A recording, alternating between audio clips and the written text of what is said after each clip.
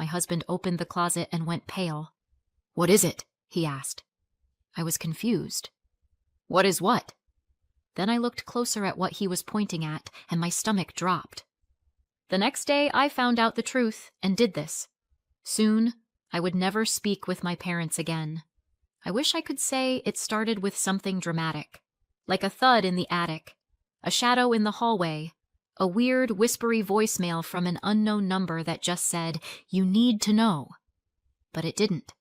It started with my husband Mika coming home and asking me if we had any clean sweatpants. That's it. It was a Tuesday. Not even a weird Tuesday.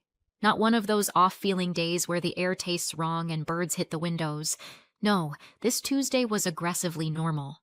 The kind of day you could live through 10 times and never remember once. I'd just gotten home from work. I was microwaving leftover penne that had become one sticky noodle brick. Mika walked in, kissed me on the forehead, and said, "God, I'm tired," which is his way of saying hello. I asked if rehearsal was rough. He said the director had a meltdown over someone not understanding subtext. I said, like someone who understands subtext. Then he wandered off to change. That's when it happened. I heard him open the bedroom closet. And then, silence. No hanger clanking, no frustrated sigh about how we need to do laundry. Just silence. Then, "Jenna?" His voice wasn't sharp, but it had that something, like a held breath before a verdict. The kind of tone that makes your stomach tighten before your brain has caught up. I called back, "Yeah? Can you come here?" "Why?" Can you?" Now I'd like to tell you I had an immediate gut instinct, that I was on high alert, that I dropped my pasta and ran down the hall whispering, "This is it, the beginning of the end." But the truth is, I rolled my eyes, scraped cheese off my fork, and muttered something about men being helpless without visual confirmation. I walked into the bedroom. He was standing by the open closet, frozen mid-motion like a paused frame. His hand was half extended, pointing at a shelf. "What is it?" I asked. He didn't look at me, just nodded at the shelf again. "That." I looked where he was pointing. At first, I didn't see it. Just the usual chaos. A folded beach towel, one of Mika's hoodies, an unmatched sock that I keep meaning to throw out because the other one got eaten by the dryer 2 months ago. Then I spotted it, tucked almost casually between a crumpled t-shirt and the towel. A bra. I frowned. "What is what?" "It's my bra." "No," he said. "It's not." I stepped closer. It was pale pink, a little lace along the edge. The kind of color you'd only wear if you expected someone to see it. Not the sports bra for sleeping in type. This was date night lingerie, or performance lingerie, or not mine at all lingerie. I picked it up slowly. The weight of it hit me before the reality did. It was warm, like it had been worn recently. I turned to Mika. "Okay. That's weird." He raised his eyebrows, waiting. I added, "That's not mine." "Yeah," he said. The silence was louder than it should have been. My mind did a few somersaults. The thing is, I'm not an especially tidy person. I'm the kind of person who loses her car keys in the fridge. But still, a bra? A not mine bra? That I touched? That I apparently lived next to for who knows how long? I looked at him. "Okay, just to be clear, you found this?" He nodded. "I was looking for my sweatpants." "Right. And you thought it was mine?" "I knew it wasn't." "Oh." I blinked. "Okay, wow. That's observant. It's 2 cup sizes smaller." I blinked. "Well, thanks for noticing." He didn't smile. I set the bra back down on the shelf, like if I touched it too long it might burn me.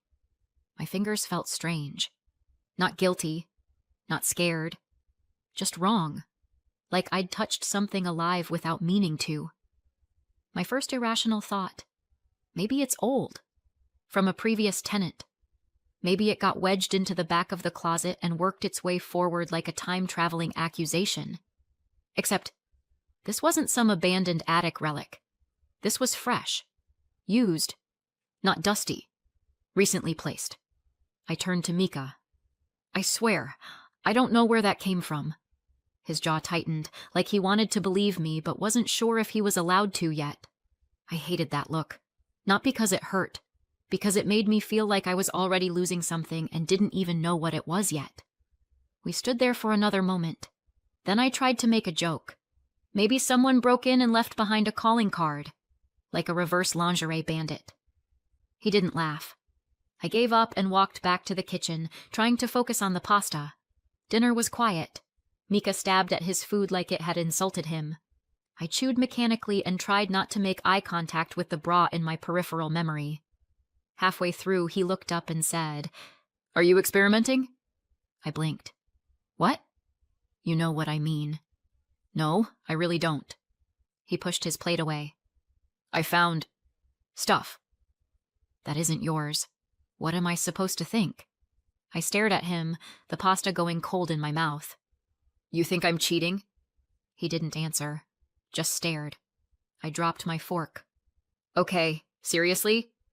You found a woman's bra in our closet, and your first thought is me?" Still silence. I stood up. "If anyone should be asking questions, it's me. I mean, you're the guy in this equation." He looked up. "Then why don't you seem more upset?" I opened my mouth, but nothing came out. He had a point. I wasn't angry. I wasn't panicked. I was off balance. Like someone had swapped out my life for a slightly warped version and dared me to notice. So I just stood there and said nothing. And Mika looked at me like I'd already confirmed the worst. There are few things more cursed than doing laundry when your marriage is under investigation. You don't realize how many suspicious articles of clothing you own until you start pulling them out of a dryer like a detective dusting for prints. Every sock becomes a question. Every lace edge becomes a threat. It was the next day. I'd barely slept. Mika and I were still talking, but our conversations had developed that weird passive-aggressive rhythm where everything sounds normal if you only read the subtitles. I was sorting laundry in the kitchen, half drunk on cheap red wine and bad vibes, when I found it. The slipper. It was wedged under a crumpled hoodie I didn't remember washing. Small. Powder blue. Fuzzy with one of those decorative bows that says someone owns a pink hairdryer and calls their dog Sweetie. Not mine. It wasn't even close. I held it up like a piece of roadkill, already knowing it was trouble. The sole was worn, the inside matted. Someone had definitely worn this. Recently. Possibly while watching Netflix and plotting my personal downfall. I didn't have time to think. I heard the front door close. Footsteps. Panic is such a stupid reflex. I should have just walked out, handed it to Mika and said, "Look." More weirdness. Your turn to spiral. But no. I panicked like a teenager caught smoking in the garage. I shoved the slipper behind my back. Mika walked in. He looked at me, then at the laundry, then at my very unnatural stance. "What are you hiding?" I gave him my best "who, me?" face. He didn't buy it. He stepped closer. I pulled out the slipper like it was a weapon I was surrendering. He stared at it, then at me, then said softly, "Yeah, I knew it." I didn't know what to say, so I tried the truth. "I don't know where it came from." He didn't yell, didn't even sigh. He just left the room, and somehow that was worse. I stood there holding the slipper, heart pacing but mind dragging behind. I wasn't getting answers from Mika, and I didn't trust myself to untangle the logic alone, so I went upstairs. My mom was hunched at the dining table, scrolling with her reading glasses on, and a look on her face like the news had personally betrayed her. She glanced up when I came in. "What's that?" I set the slipper down in front of her. She gave it a quick once-over. "Yours?" "No." She tilted her head. "Laundry mix-up?" I stared at her. She looked back at me. I sat down. "It's not mine. It was in the laundry basket. Yesterday, Mika found a bra in our closet. Also not mine." Her eyebrows lifted, just slightly. She leaned back in her chair like she was settling in. "And you're sure it's not some old thing you forgot you had?" "It was the wrong size." She nodded, like that confirmed something for her, not for me. "Has he been acting strange lately?" she asked. I frowned. "No." "Well," she folded her hands. Maybe not strange, but distant? Preoccupied? You said yourself he's been stressed. I narrowed my eyes. Wait, are you saying you think he's cheating? She hesitated. Not long, just enough to pretend she had reservations. I didn't want to say anything. But I did see something. A few weeks ago I blinked. What? I came home early. I forgot my charger. You weren't here. My stomach dropped. And? I saw him in the living room. With someone. I stared. With who? I don't know. A woman. She was young. Dark hair, I think. Or maybe light brown. I didn't get a good look. And you didn't tell me? I didn't know how, she said. I thought maybe it was innocent. But now, with this? She gestured toward the slipper. And a bra showing up in your closet? I couldn't speak. I was still trying to process if I'd actually heard her correctly. She shook her head, gently, like she was disappointed for me, not in me. There is someone else's pink bra in your closet, and you don't even suspect your husband of cheating. You are so naive. I stared at her, then down at the slipper, then back at her. She tilted her head. He's an actor, Jenna. They know how to perform. You think he couldn't fake surprise if he needed to? I stood slowly. She didn't move. You're too trusting, she said. That's always been your problem. I turned and walked out without another word, and for once, I didn't feel guilty about it. Outside, I walked. No plan, no jacket, just motion. Just needing the house, and everyone in it, to be smaller behind me. My brain was spinning in a loop. He's not cheating. But what if he is? No, he's not. But she sounded so sure. And then, just as I rounded the corner of our block, something my mother said replayed in my mind. A line. A detail. A thing she shouldn't have known. I stopped. Dead in my tracks. Wait, how did I not notice? Something she said. It hit me. And it changes everything. It's strange how your brain starts rewinding when you're trying to make sense of something that makes no sense. Here's the thing about my childhood. It seemed normal, mostly. There were bike rides, cartoons, soggy grilled cheese. I had a sister, Sienna, 2 years older. People said we looked alike, but we didn't act alike. She was louder, brighter. Always the one with glitter in her hair or a made-up monologue she insisted on performing in the living room. I was the quieter one, the observer, the kid who could entertain herself with a notepad and a pack of markers for 4 hours straight. Sometimes I thought Sienna was the favorite, but I could never prove it. It wasn't blatant. Just a little tilt in the way they looked at her. A quicker reaction when she cried. A few more photos on the wall. Maybe I was imagining it. Or maybe it was just the gravity of her personality, the way she pulled attention to herself without even trying. But when the first real break happened, it wasn't subtle. It was college. Sienna got into a private acting school in the city, the kind with velvet seats and tuition that required a kidney. My parents didn't blink. They paid for it. All of it. Tuition, books, housing. They co-signed a loan, talked about it like funding her dreams was the most important thing they'd ever do. 2 years later, I got accepted into a finance program. Not flashy, not artsy, just solid. I showed them my letter. They said congratulations. Then they said they were sorry. There was no money left. Not because they didn't want to help, just because Sienna's dream had emptied the tank. I said it was fine, that I'd figure it out. And I did. Scholarships, 2 jobs, student loans. I graduated on time, with no party and no family photo in front of the building. They didn't even ask about my final project. Meanwhile, Sienna was still between productions, and they were still paying for her headshots. Eventually, I got a job. A real one. Numbers, benefits, a desk with a drawer. I saved. I hustled. I bought a house. Not a palace, but it was mine. No one helped. No one offered. Then, by accident or fate or some terrible cosmic joke, I met Mika. Through Sienna, of course. He was doing a stage piece with her at some tiny black box theater. I'd gone to watch, mostly because I hadn't seen her in a while, and partly because I was hoping she'd stop asking for money if I supported her art. He wasn't hers. Let's get that straight. They were never dating. But she had a thing for him. That much was obvious. She mentioned him more than anyone else in the cast, said his timing was brilliant, that he was underrated. And then she got weird when he and I started talking, even weirder when we started dating. She didn't say congratulations. She said, "Seriously?" Then she cried to my mom for 3 hours about betrayal. I wasn't sure who betrayed her or why, but from that point on, the roles were set. I was the thief, she was the wounded artist, and my parents, predictably, backed her version. Mika and I stayed quiet, focused. We got married. Not a big wedding, no dance floor drama, just vows in a backyard and a couple of bad suits.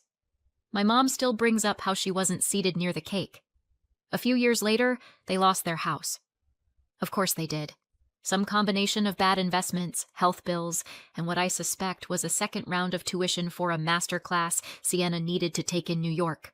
They moved in with us. Upstairs. The word temporary was used a lot in those first few weeks. Just until we get back on our feet. Just until we figure things out. They've been here almost 2 years now. They take up space quietly, like fog. My mom works part-time online. My dad does odd warehouse shifts. They're around. Always around. Floating upstairs, walking past Mika like he's an unpaid intern in his own house. They never outright insult him, but they'll ask questions that feel like corrections. "You're still doing theater, huh? Do you ever think about something more stable?" And to me, wouldn't it be easier to be with someone who shares your world?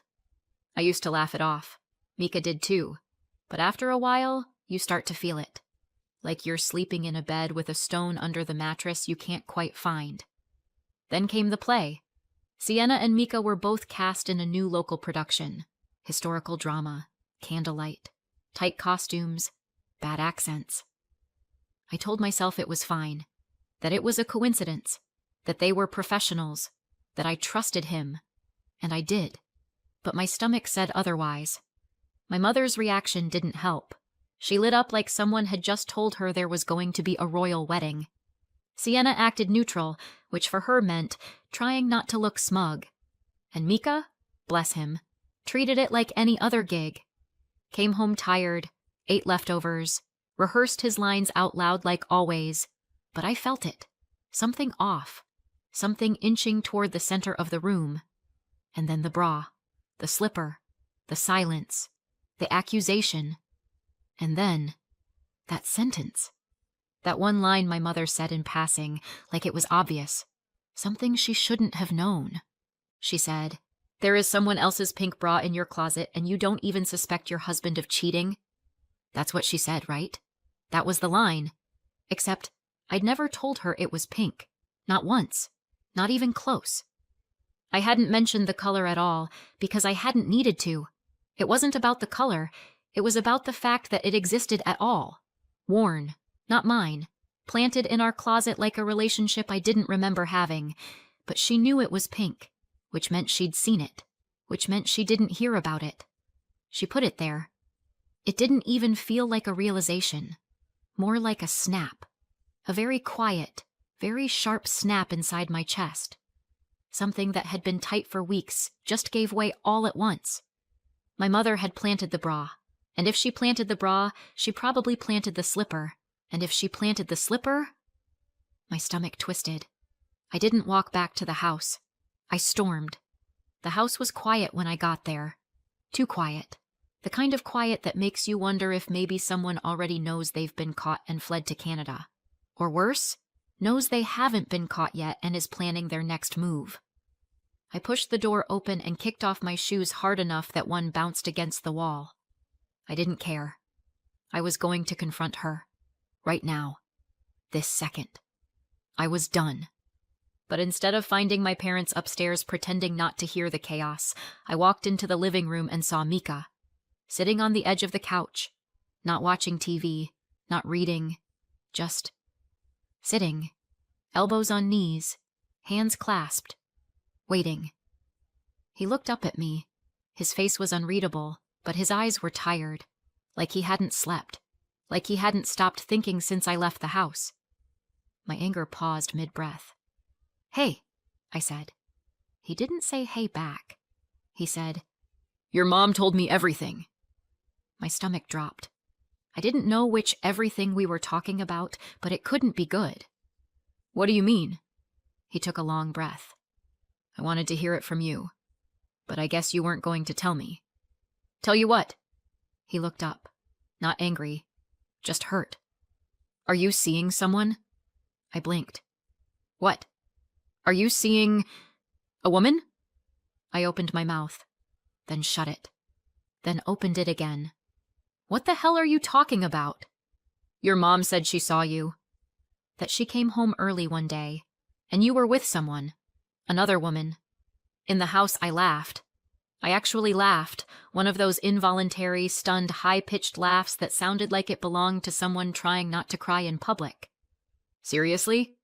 "She said she didn't want to tell me," he went on, "because you're her daughter, and she didn't want to damage anything. But now she felt I had the right to know." I dropped my bag. "And you believed her?" He looked away. "She was convincing." "Oh, wow. She was convincing?" "Mika, she is not a trained actor. You are—" He winced. I exhaled, sharp and shallow. "No, I'm not seeing anyone." I'm definitely not seeing a woman, and by the way, if I was cheating, which I'm not, I wouldn't bring someone back to the house I share with my parents, you, and 2.5 kinds of mold. "I didn't know what to think," he said. "She said it so clearly. And the bra, the slipper, it just—" I shook my head. "Okay, stop. I'm going to say this once." He looked at me, really looked. "My mother is lying." He didn't react. "She told me you were cheating," I continued, "that she saw you with a woman when she came home early. She even described her. Blonde, or maybe brunette. You know, whatever works." Still no reaction. "She told me that after seeing the slipper. And the bra. She told me they were pink. That got him." His eyebrows lifted slightly. "I never told her that. But she knew. She slipped up. She knew. Because she put them there." Silence. Heavy. Hesitant. Then he said, softly, "Why would she lie?" Right on cue, we heard the front door open. Footsteps. Her laugh. Like nothing had happened. Like her chaos grenade hadn't gone off an hour ago. I turned to Mika. "Hide," I said. "What?" "Behind the curtain. Or the coat rack. Or the hallway wall. Just hide. Please." He looked at me for a long second. Then he nodded. I ducked around the corner, heart pounding like we were defusing a bomb in our own foyer. I heard her footsteps. Keys on the counter. Then her voice. "Jenna? You home?" I cleared my throat from behind the wall. "Yeah." She walked in, still holding her purse. "Have you seen Mika?" I asked, keeping my tone as light as I could. "No, not today," she said quickly. "Why?" I shrugged. "Just wondering." I looked at her, waiting, then said, "Actually, there's something I wanted to ask. That woman you said you saw me with. Can you describe her again?"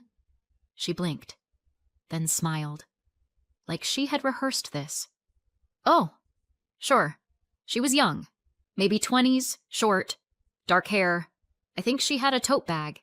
You two looked cozy." I nodded slowly. Then Mika stepped into the room. She froze. His face was calm, not smug, not angry, just done. "So," he said, "you told her I was cheating. And you told me she was—" My mom stared at him, then at me, then back at him. That's not— "Don't," I said. Her mouth opened again, then closed. She put her purse on the table like we were still going to talk about groceries. Then she walked upstairs. No apology, no explanation, no look back. Just feet on the stairs and silence swallowing the room behind her. Mika turned to me. His voice cracked on the first word. "I'm sorry." I didn't say anything. I let him keep going. "I didn't want to believe her. I thought maybe I wasn't enough for you. You're so... Don't." He stopped. "You are," I said.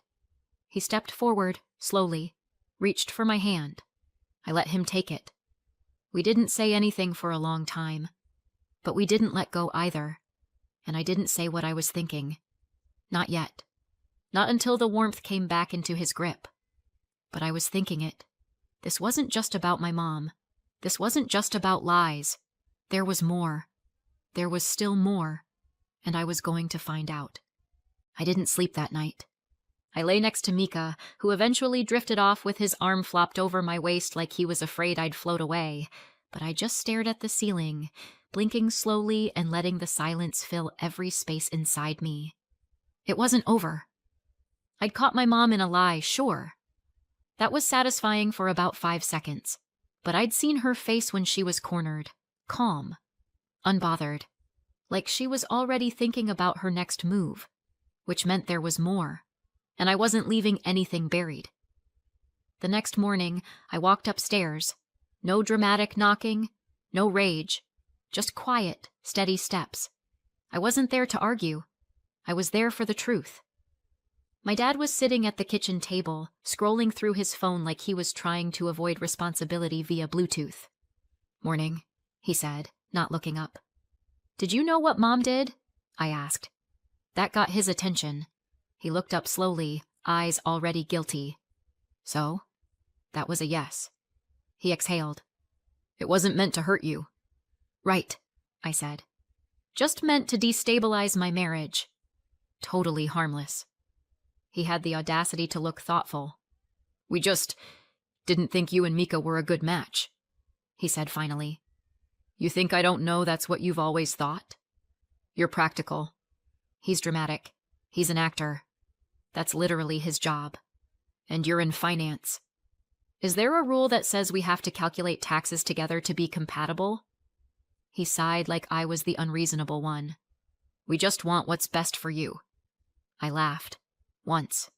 No humor. "Is that what this was? Best for me?" He didn't answer. I stepped closer. "Or was it about something else?" He paused. Then, like it was a casual observation about the weather, he said, "Sienna's always had feelings for him." I stared at him. "She never really moved on," he added. "They've got chemistry." "You've seen them on stage." "She's pretending," I said. He smiled. "Maybe. But it looked real." "So you decided to sabotage my marriage?" "For the sake of a performance.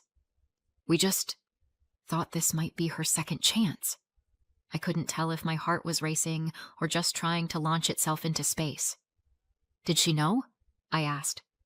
Silence. That silence was everything. I leaned on the table, meeting his eyes. "What did you do?" "We planted the bra." My jaw tightened. "And the slipper." "Why?" "To test your relationship." "To test it?" "To show you the cracks." "You wanted it to break." He didn't deny it. "You're too different," he said. "And she's perfect for him." I nodded. Once. Then I walked out. I didn't cry. I didn't scream. I opened my laptop and typed up an eviction notice. I printed it, stapled it, folded it in half. Then I walked back upstairs, dropped it on the kitchen counter, and turned to face them both. "You have 30 days, I said. "After that, I want you out." My mom opened her mouth.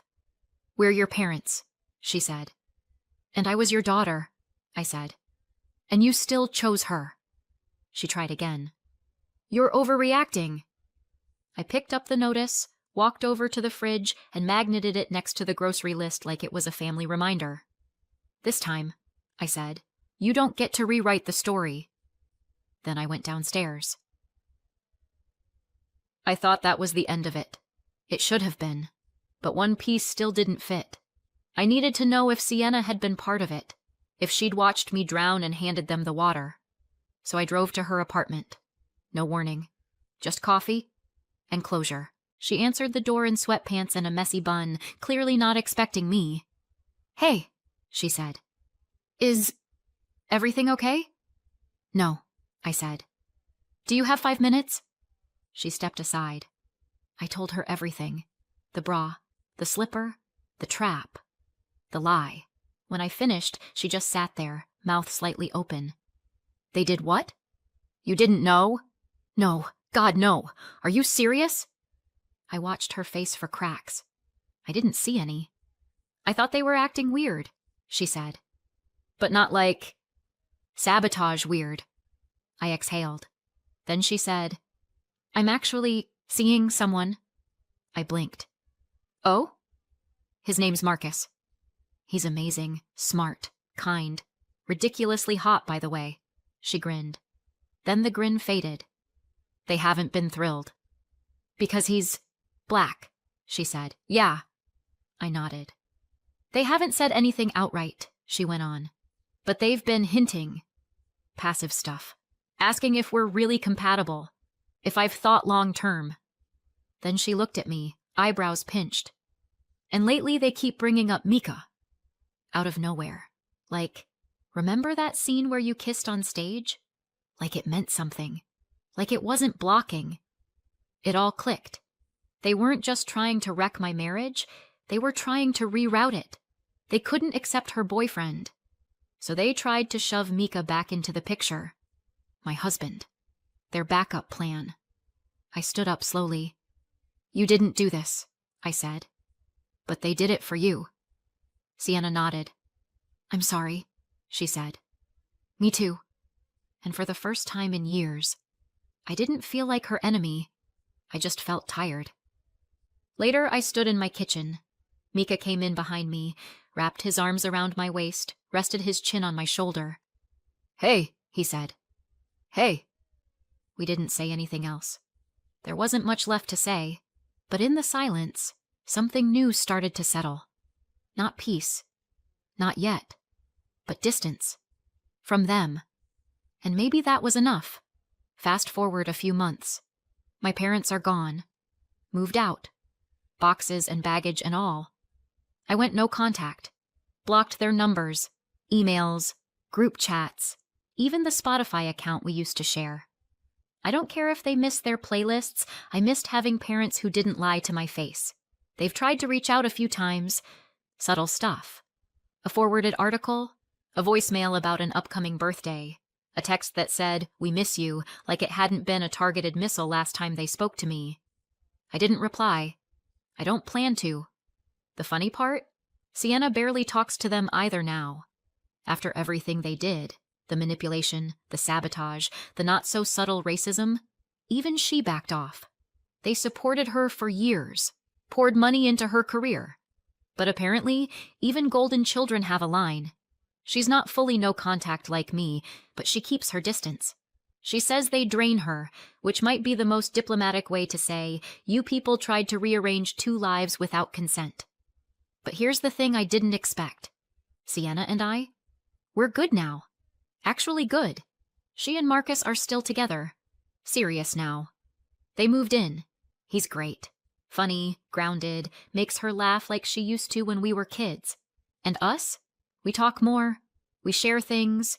We're rebuilding something that was never fully there to begin with. Turns out, when you cut out the part of the family that kept setting fire to the living room, the rest of the house gets easier to live in. So yeah, no contact, no apology, no more second chances. Did I go too far? Or not far enough? You tell me. Comment below, and don't forget to subscribe.